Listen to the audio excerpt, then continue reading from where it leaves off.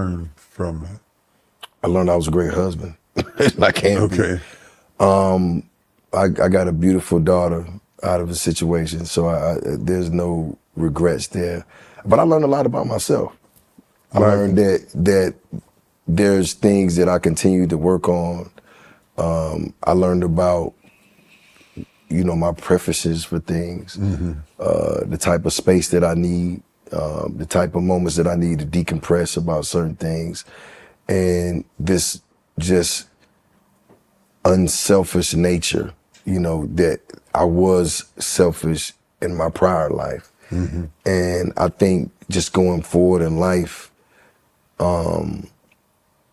it just taught me how to give someone else grace and actually listen to understand rather than just to listen to reply.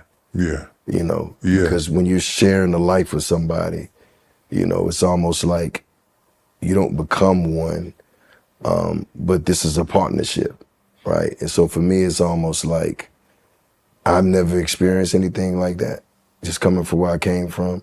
So I never had to share, you know what I'm saying? Or I never had to compromise in a way. So I just think it taught me a lot about what compromising was like, and then things that, I can just work on as a person. It's a person. It's a mirror. Yeah. You know what I'm saying? It's a mirror. It's a mirror. It's a reflection. It's a funny thing. If you go deaf, eventually you won't speak clearly. To me, you can't speak right if you can't listen right.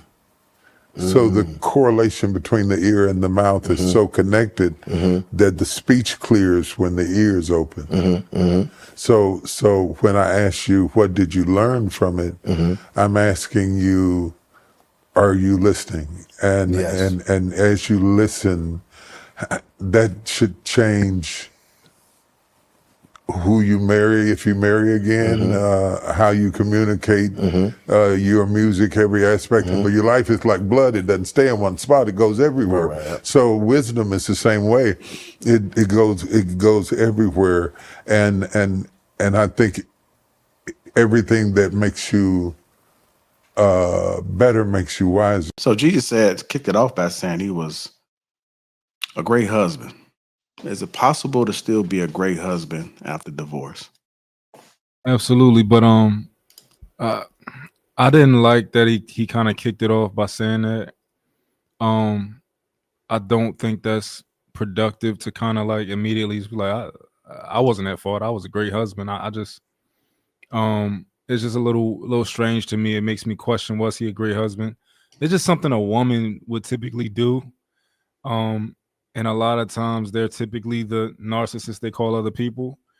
And I just feel like that's something that they would do. Just be like, well, I was a great wife. And it's like, who asked you that? Like, we trying to, I didn't like that part. But you absolutely can be a great husband and, have a divorce. Of course, I mean, you can be a great husband, but who's saying it though? You would have to actually, for the most part, be inside the marriage to know if that person was a great husband or a great wife. Because I would say that I'm a great husband, but I also have footage that shows that it's been said about me too, right? Well, with Jeezy saying that he's a great husband, considering he didn't have anything to connect it to, would be interesting to see why he thought that he was a great husband versus, he did good in the vows, or he did something that he saw practiced or something like that.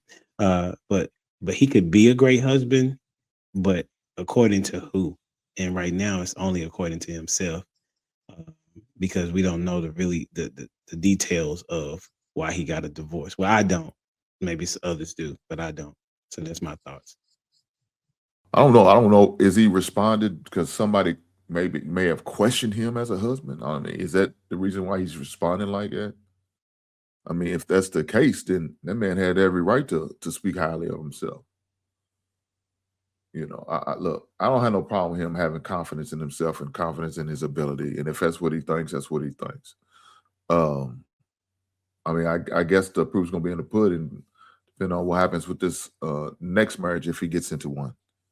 That's really, I think, really gonna tell the story if he is what he say he is. But yeah, I believe a man could do it. Yeah, I do. You know, because you live and you learn. You know what I'm saying? You learn from your mistakes. You do better about some of the things you was already doing good at, do better. Uh, you make the proper adjustments, like anything in life. So yeah.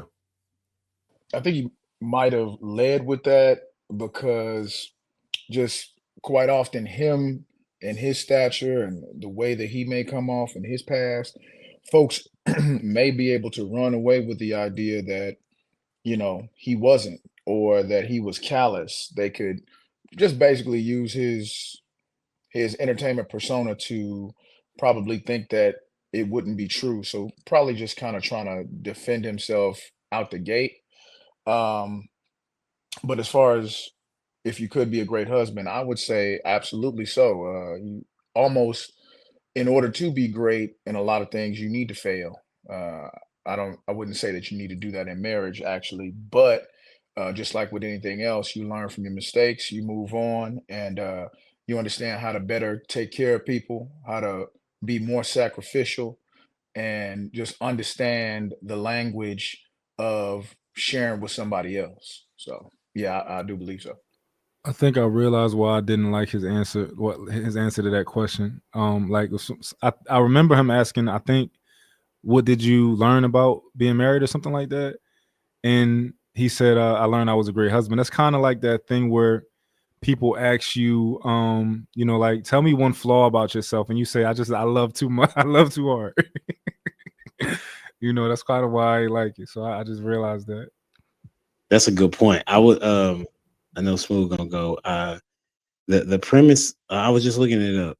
When you say you learn from your previous mistakes, y'all realize that second marriages don't last as the percentages are go down in your second marriage as opposed to your first when there has been a divorce.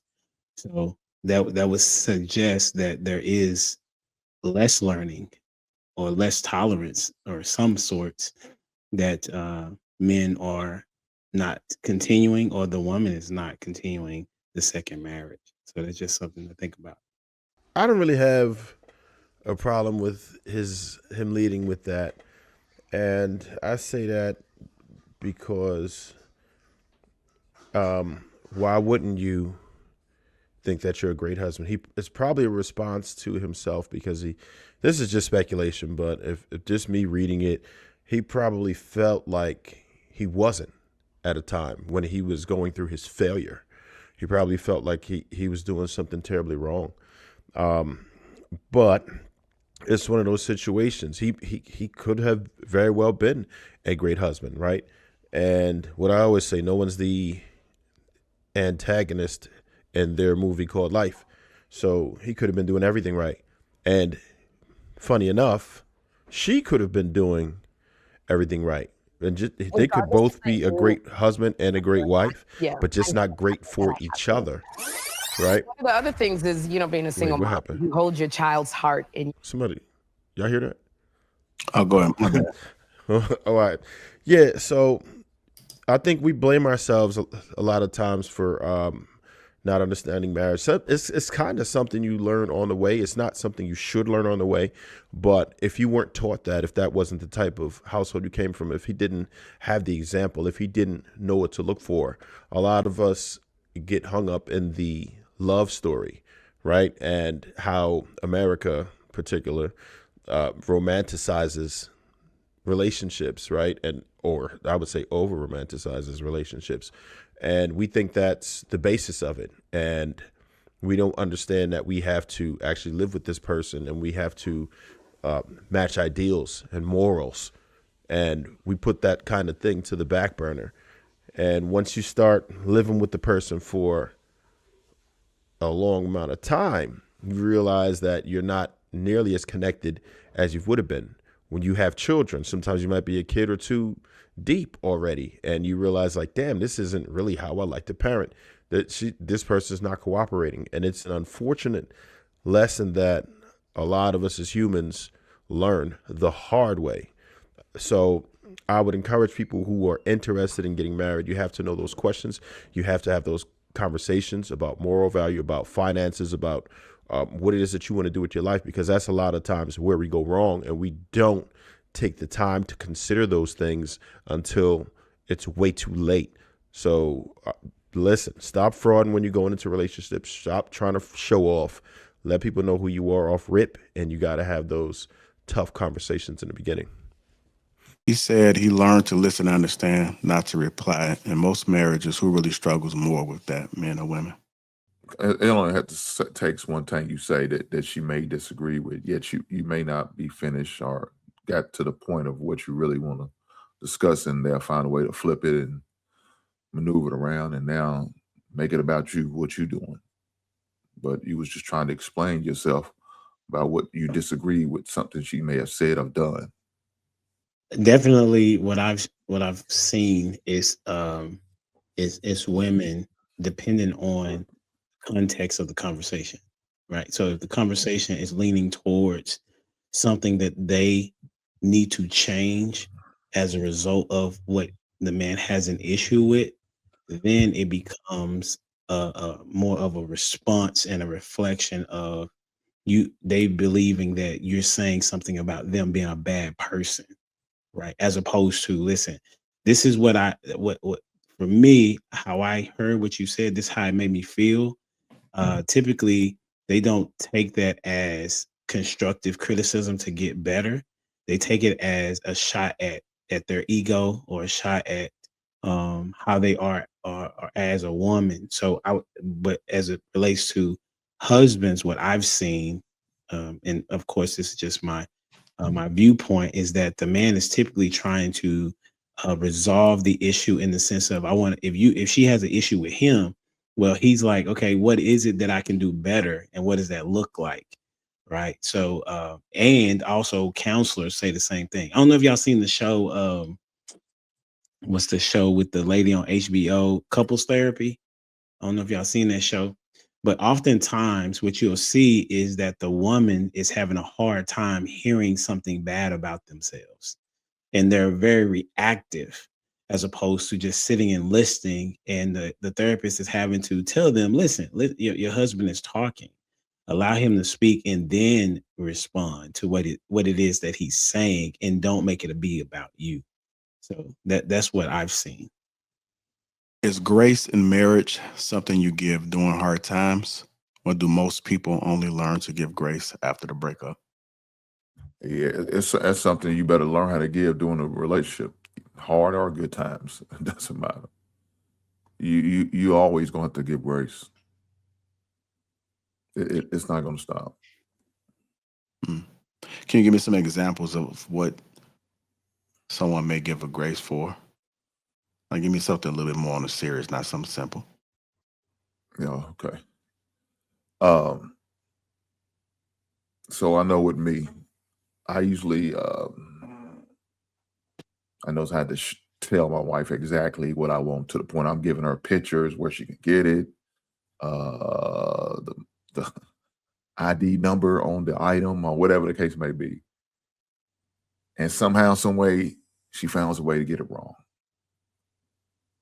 But I gotta remember, give her some grace.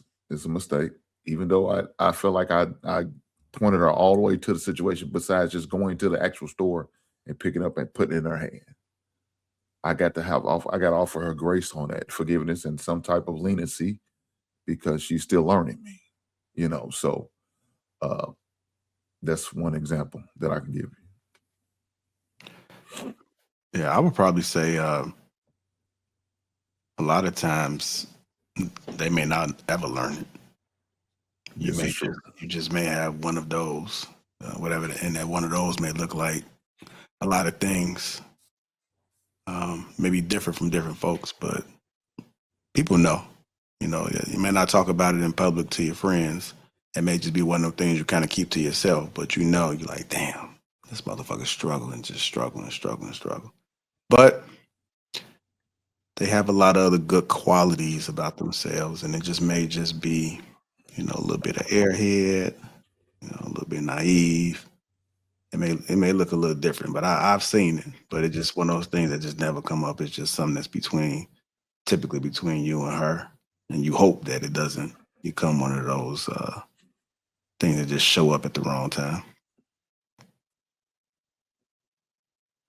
You know, And there's no perfection. You know what I'm saying? So like you can't say, well, I'm not going to give her grace, but I want her to give me grace.